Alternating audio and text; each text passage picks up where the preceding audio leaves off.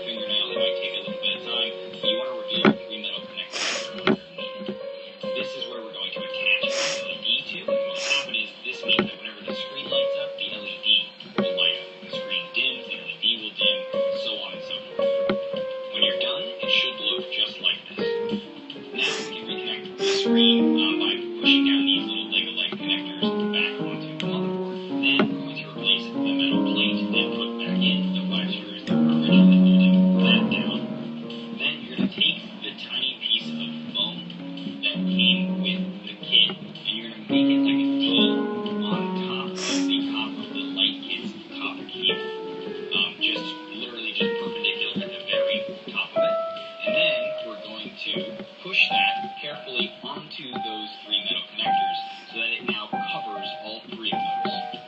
Then we're going to take the other piece of sponge and stick that on the side so that it's kind of like a piece of tape holding in the right side of that cable. So half on the cable and then half on the back of the screen. This is going to create a little bit of insulation when we now add the final piece, which is this large piece of electrical tape that we're going to stick on the back. Now, if for some reason this doesn't work when you start turning it on, chances are this is your problem. Either go get another piece of electrical tape, maybe your own, it doesn't matter if it didn't come with the kit. Most people have it laying around, and just make sure this is entirely covered because it needs to be completely insulated in order for that LED to grab the current and light up. Finally, when that's done, we can reconnect the battery and then put on the metal plate and screw that back in as well. Now you notice there is a little piece of extra cable coming out the bottom of the battery. You're just going to want to fit that wherever it'll fit, basically, down here at the bottom, and tape that down with another piece of tape. Then we can set our screen back down very carefully and slowly run your fingers along, pushing very slightly in order to get it to pop back into place. Just be careful that you obviously don't crack the screen while doing this. Then all we need to do is put in our two bottom screws again, and then turn the phone back on. And when we do, it should light up just like it does on a Mac. There, guys. I hope you enjoyed that, and if you did, please thumbs up it or share it. Greatly appreciate it. And don't forget to click the link below to check out my blog. You can also follow me on social networks at the Kogan or at the Unlocker. And as always, thanks for watching.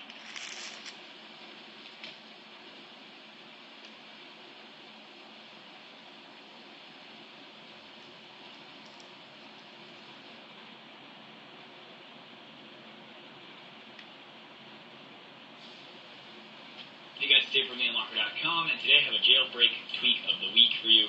This one will actually enable some of the 3D touch capabilities that the new iPhone